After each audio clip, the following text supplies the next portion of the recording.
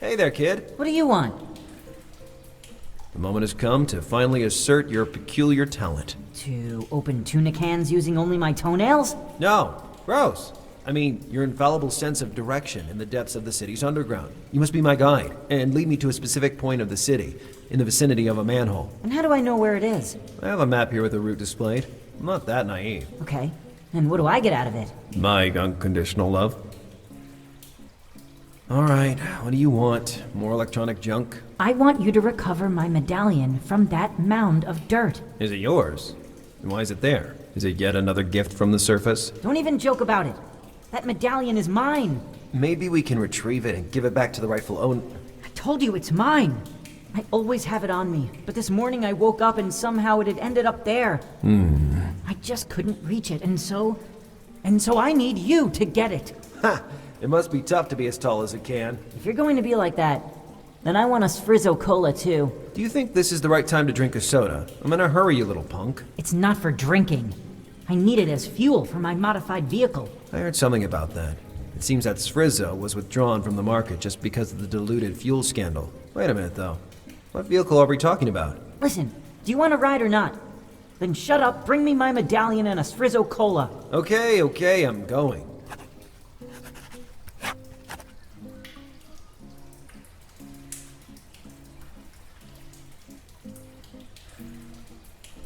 A magnetic fishing rod. I couldn't pass up such an invention.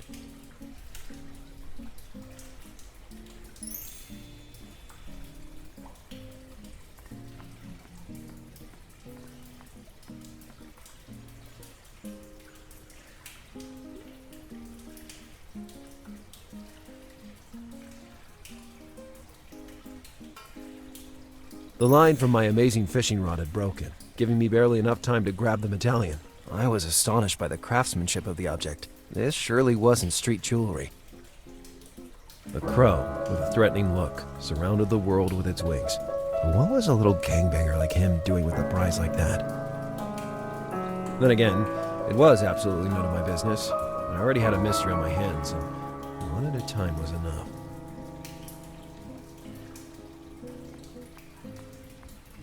I recovered your medallion. Not bad at all, I must say. Where'd you find it? Throw it to me, and mind your own business. Okay. I was just being curious.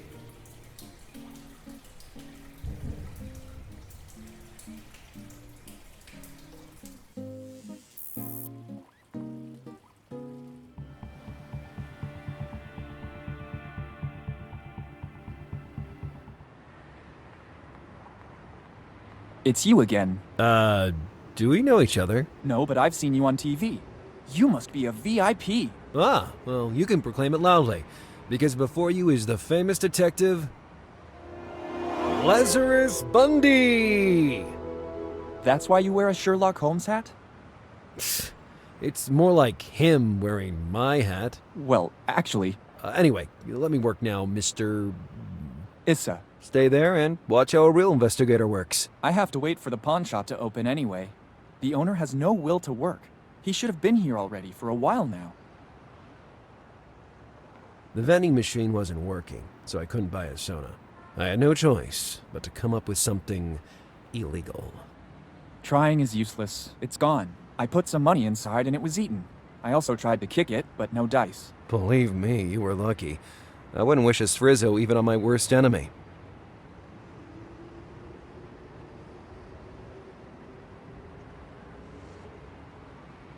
As a result of dealing with the worst individuals in society, I learned every kind of possible trick. Scrounging a soda was one of those tricks. Hey, I had a Sfrizzo Cola. If I needed to loosen a bolt, that would be perfect. Sorry, aren't you a detective? Exactly, and this vending machine contains some fundamental evidence for my latest case. How cool. Can we take a selfie? Ah, no thanks. I already had breakfast. Actually, a selfie is...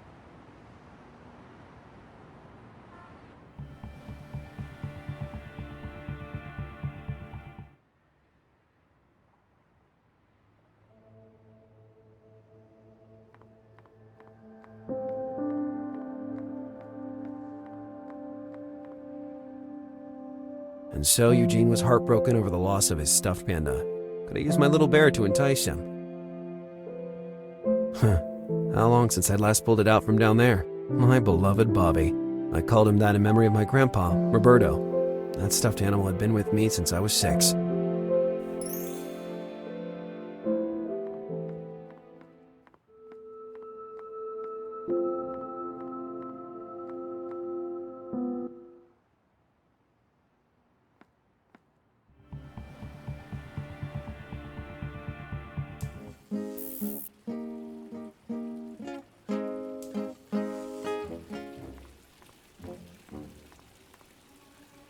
Attention, monsieur! Huh? Attention to what?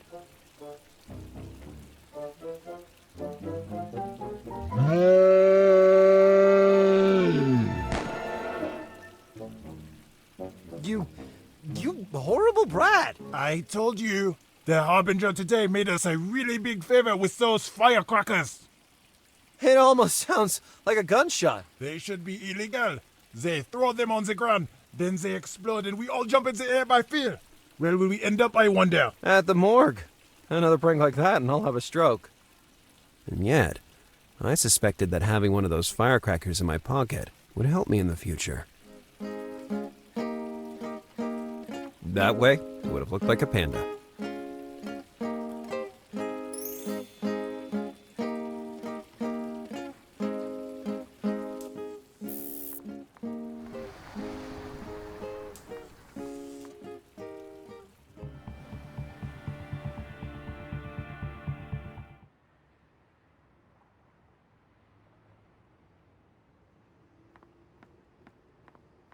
Eugene, I have a surprise for you. What is it? A brand new teddy bear, so you can forget the late bird. Bert is not late. He's dead. And that is a very bad bear, not a panda like Bert. Bert had little paws and eyes surrounded by dark. Take it away. I don't want it. Incredible. He was also demanding. That man was the miss.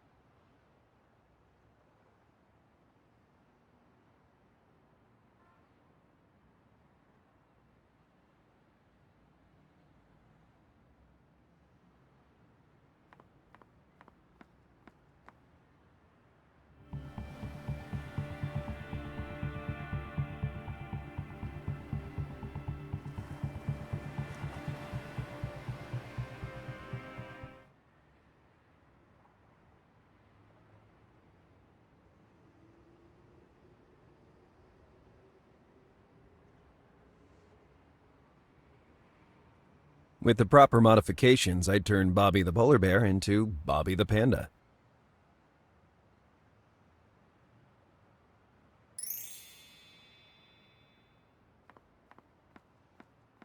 Eugene, I have a surprise for you. Bert, you're alive. I knew a specialist doctor owed me a favor, and I asked him to help me. Do you want him? Of course. Give him to me, please. Business before pleasure. Can you tell me where to find Radwed's office inside this huge factory? Enter the big door, take the alley towards the hand you're right with, climb the ladder, and you'll find it up there. Now give me my Bert, Stallone. I knew Eugene was totally at my mercy then, and he would let me enter without making a fuss. Can I enter the factory? No. Oh, okay. So, here's Bert. Bert!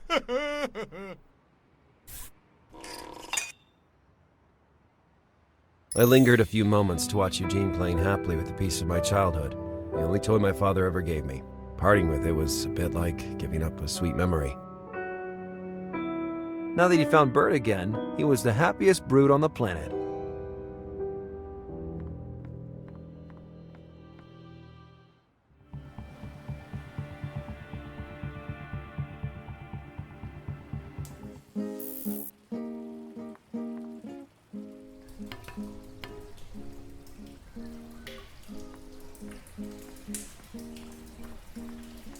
Here's your Srizzo Cola, you brat. We'll get around half the city with this. All ready for our departure? I'm ready for anything. And you? I'd say it's time. How long do we have to walk, more or less? Walk? Wait here, you fool.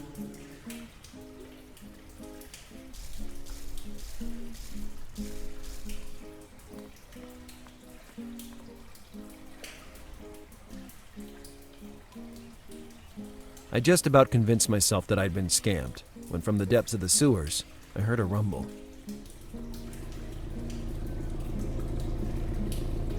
All aboard! The next ferry is about to weigh anchor and set sail to the sewers of death.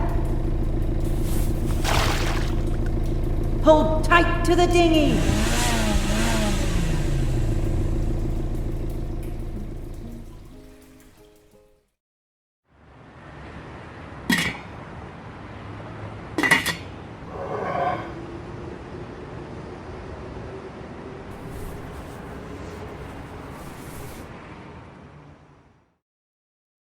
Following Eugene's instructions, I quickly reached Radwed's office. Finally in the Wolf's lair. I had to move quickly then, and above all, find something that would get me close to young Catherine. They were all pictures of Catherine. Catherine at sea, on a boat, always smiling. And among all those shots, the picture that led me there.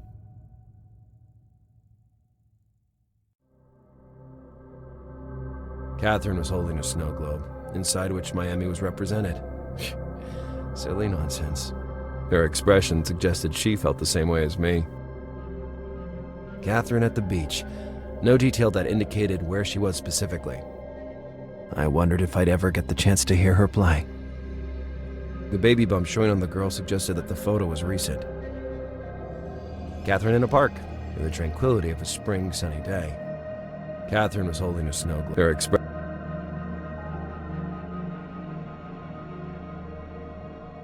The ashtray was decorated with some peculiar symbols. I wondered if they meant anything. Under the desk was a metal can. Light solvent. Alice told me the factory produced building materials before it closed.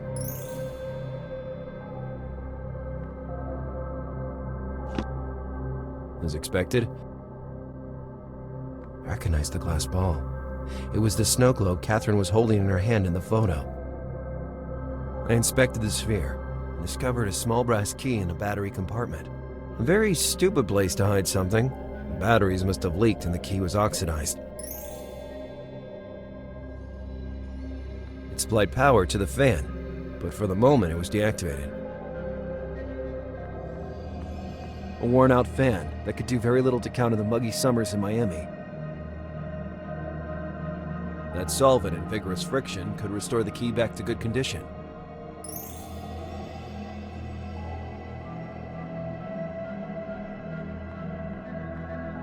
The lock triggered, and the drawer opened with a soft sound. Among the several documents inside, I found a freshly printed dossier. It was related to an unspecified exchange of goods that would be happening that very night. The location of the meeting wasn't specified, but a certain detail grabbed my attention. One of the records was for a bribe to a harbor office, also unspecified. Considering the number of piers in Miami, finding the right one would be far from easy. I needed more clues if I wanted to find the exchange location.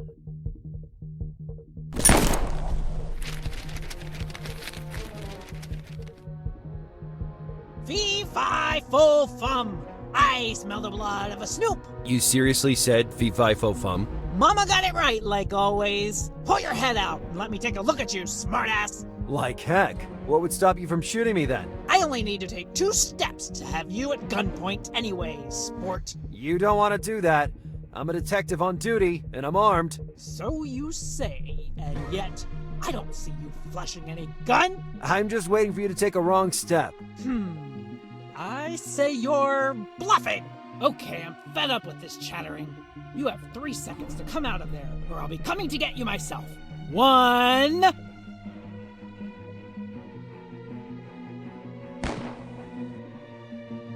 All right, Squirt. It seems you weren't bluffing after all. What do you think you accomplished? Radwed will be here soon, and together we'll flush you out of there. True, but I'd bought precious seconds to get out of that hell.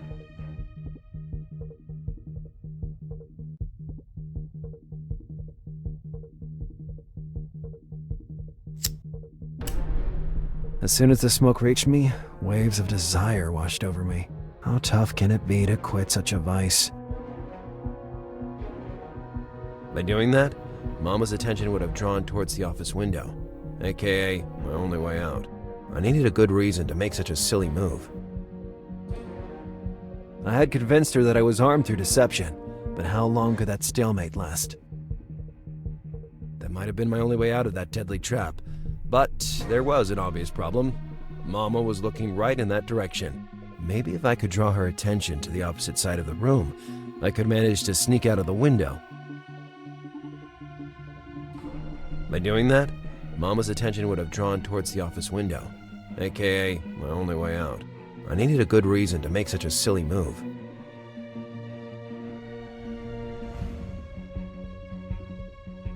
By turning on the power, I thought I could divert Mama's attention towards the fan, clearing a way through the office window for a few seconds. Hey, what are you up to? Nothing. I was just measuring the desk to kill time. I've known many morons, but you are the gold standard.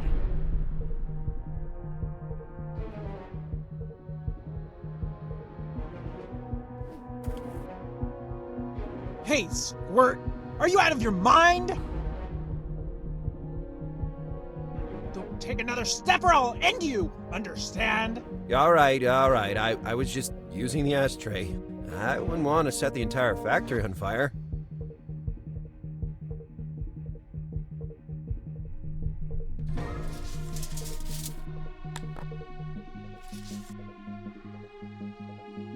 What the hell is happening in here?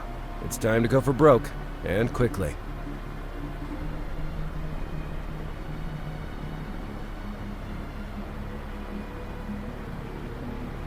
What was that? Okay, Squirt, I'm sick of this. Come out of there and let's get it over with once and for all.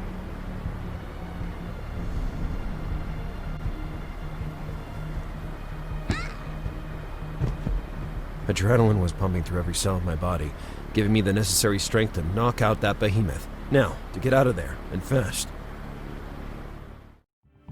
As I walked away from that hellish factory, I thought of how I had miraculously escaped one of the worst situations of my life. Yet, it was worth the risk. Now, I knew there would be an exchange of unspecified goods at the pier that night. An exchange I could not miss. I just had to find out which was the right pier among the thousands in Miami.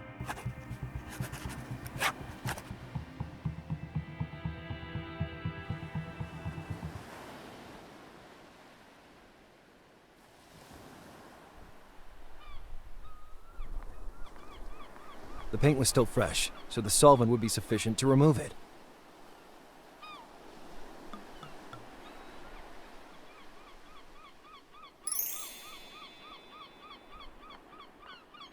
Good morning, Duke Ravendish. You can stop worrying about your palm tree. You do not speak fallaciously. I see the mark has actually disappeared. Now, will you answer my questions? Ravendish can be ruthless, but always keeps his word. Ask away. About the night we discussed earlier, do you remember witnessing anything suspicious? The Stroganoff stew was cooked without sour cream. These Americans and their culinary reinterpretations. Beyond that, I remember seeing an extraordinary individual. He was not a regular, I'm quite sure of that. Can you describe him? Formally attired, classy, possessing remarkable posture.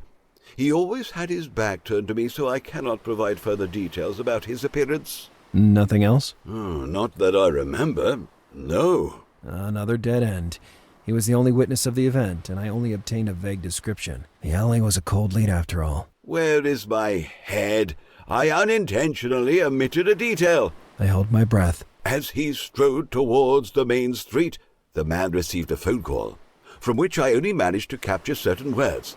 One in particular aroused my attention, and I determined to research it for purely academic reasons.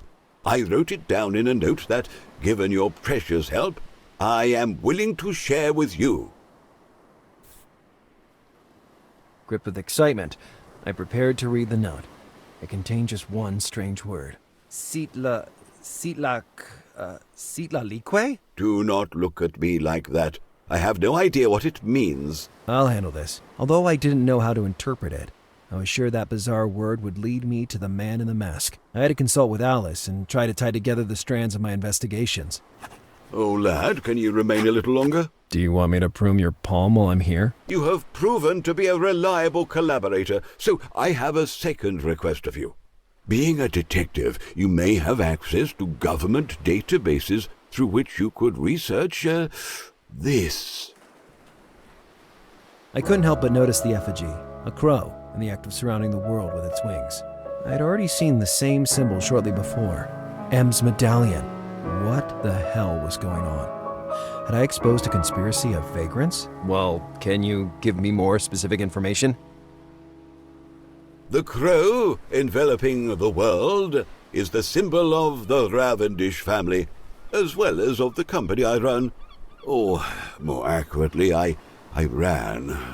Tell me everything, forwards and backwards. That shan't be easy, but very well. The Raven was, to me, a constant commitment. I ate with colleagues and slept in the office most of the time. I went home just one weekend a month at most. Over time, I started to ignore my family. First, my wife, who got sick of that situation and left the marriage. Then Cynthia. Cynthia? My only heir. She gave birth to a child, but I was so absorbed that I never went to visit them. When I saw her again, she told me she wanted to leave England to move here, to Miami. I was furious. I had filled her pockets with money, given her houses, clothes, and luxury cars, and she just wanted to abandon me, like her mother did. Oh, I feigned indifference and she left, repaying me with a taste of my own medicine. And since then, you've never seen your daughter again? My daughter reached Miami, but sometime later, she suffered a terrible accident. She was killed instantly, without pain. The baby, however... He had been abandoned. How do you know that? Let's say it was a deduction. My daughter realized she couldn't take care of the baby, so she abandoned him. I don't know what her last thoughts were, but I was sure they were about the choice she'd made.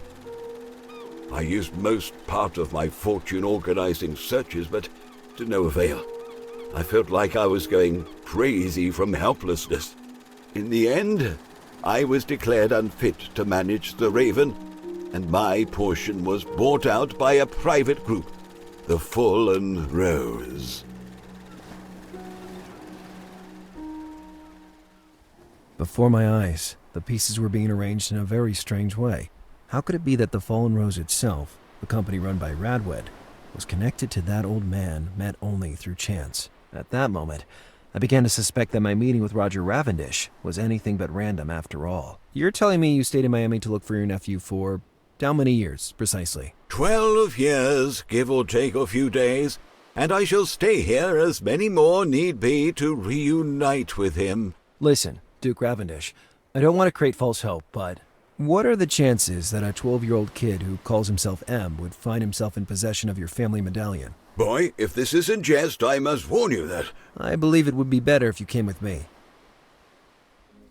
So this relic would be my grandpa. Hey, little monster, watch your mouth.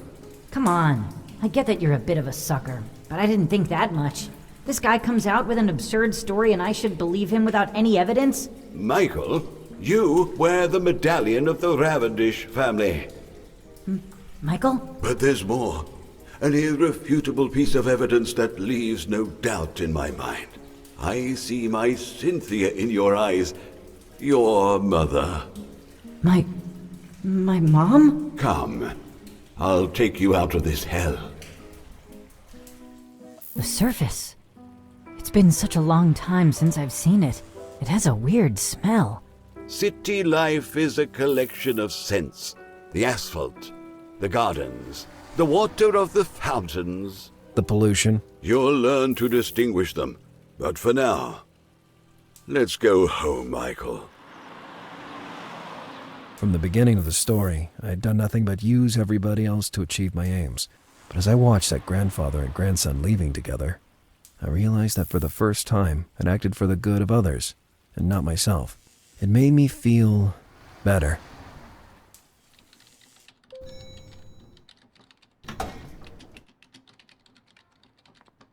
Hello. Lars, don't you know that if you have to meet a girl after being in the sewer, you should first take a shower? I would have really liked to, my dear, believe me. But today is not Saturday. I already heard that one. So why do you have that strange smile? I found out that two homeless nobles are related. I've brought them together. Does it have anything to do with our case? Yeah, no. I understand. First, the secondary quest, right? Now, can we get back to the main one? I was able to sneak inside the factory. How'd it go? Did you find anything? I think, my dear, that I underestimated those people. I had to deal with a person of uncertain gender armed to the teeth whom I managed to survive only by a miracle, and thanks to my cat-like reflexes. Add to that the sketchy individual who gently suggested that I leave the case alone. And you'll have a clear picture of the current state of our investigation. Somebody is not happy with the progress we're making. Not at all. And the closer we get, the more I feel hunted. The situation is more serious than I imagined. I really might have a chance for a promotion. Hey, what about my life constantly being in danger? Summing it all up, what do we actually know for sure? First of all, I was able to put a name to our brown-haired mystery man. Now, the factory was registered to his name, a certain Radwed. Then I discovered that tonight an unspecified merchandise exchange will happen nearby at a local pier. Considering the number of piers and ships anchored in Miami, it doesn't seem like enough to move forward. If only we had another hint of any kind. I found a witness who swears he saw the lunatic who challenged me. According to this highly refined homeless person, the man uttered the word Citlalique. Circle Ciplo what? Yeah, I basically had the same reaction. Can you do a search? Let's see what I can find. So, the word itself is a proper name, in particular of an Aztec deity. I think in our case it means something else, though. I did a cross-check with anything that might have local relevance. The search produced some matches. A themed hotel in the suburbs, a ship anchored here in Miami, and a strip club in nearby Miami Beach. It must be the strip club. See you later, Alice. Stop right there, you pervert. You don't get it. My instincts lead me to believe that. Keep your instinct at bay. We need to narrow down the field. We can't afford to go off at random. All right. But I'm sure it's the strip club. Okay. See you later, partner. Bye, Lars.